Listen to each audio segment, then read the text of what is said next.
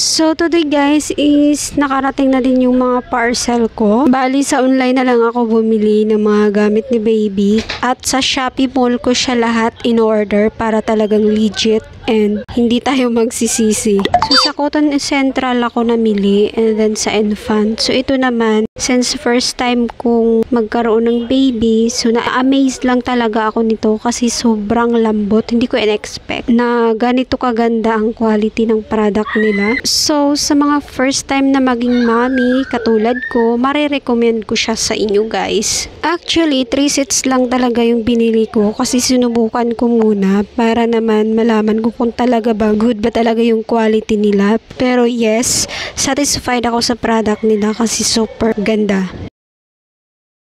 Of course, i-unbox ko rin tong baby bottle. So, bumili lang ako talaga nito kasi just in case na hindi ako magkaroon ng breast milk. So far, so good. Maganda ang pagkabalot. Balot na balot para hindi talaga siya magagasgasan. So, kita nyo naman, diba, na makapal yung bottle and maganda rin yung mga feedback doon sa Shopee. Kaya napabili ako nito. Then next is i-unbox naman natin tong kumot. Kumot na lang itatawag ko dito guys kasi malapad siya. So, as you can see, makikita nyo naman na super ganda ng design. Pang baby boy talaga siya. I-open lang natin guys para makita natin yung kabuuhan na design. Actually, nabili ko lang to ng 139 pesos sa Shopee Mall. Sa halagang 139 pesos, talagang sulit na sulit mga mami. Hi guys! Welcome! Okay, long time no see.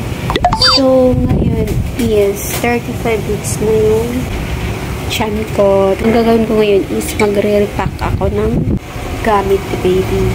Hindi pa naman siya kompleto kasi may mga kulang pa. So, i-repack ko lang yung mga gamit na meron na ako. And then, 3 long sleeve. Ito siya guys. Nabili ko siya sa may Cotton Central. Cute. Ito yung dadalhin. 4 na lampian. Base sa ano. Actually, itong lampi na to is nabili ko sa may Infant. Ayan. Sunod is baby clothes and pajama 3 to 4 sets. So, ayan. Clothes, 3. And then, pajama. Ayan. Cotton Central ko siya binili. Actually, sobrang ganda at sobrang lambot ng tela niya. Pajama, 3. Bunit. Ayan, 3 din. And then, socks. Ayan, 3.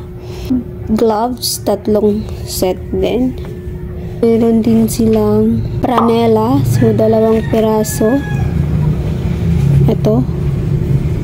Blue and white. So, meron na ako. Just in case lang, dadalhin ko dito. Meron din tayong baby bottle, ayan, baby powder, oil, baby bath, and baby shampoo. And of course, meron din tayong alcohol, 70%. And then, meron din tayong underpad. So, ako yung gagamit nito.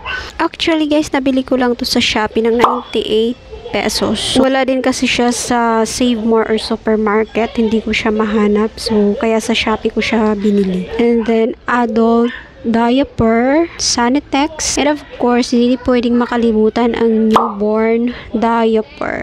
Of course, guys, sa Shopee ko rin siya binili, pero actually, meron siya sa Pure Gold. Ito yung diaper na in-endorse ni Miss Chris Oy. So, hindi nila ni-required ang baby wipes. So, ang gagamitin is cotton lang.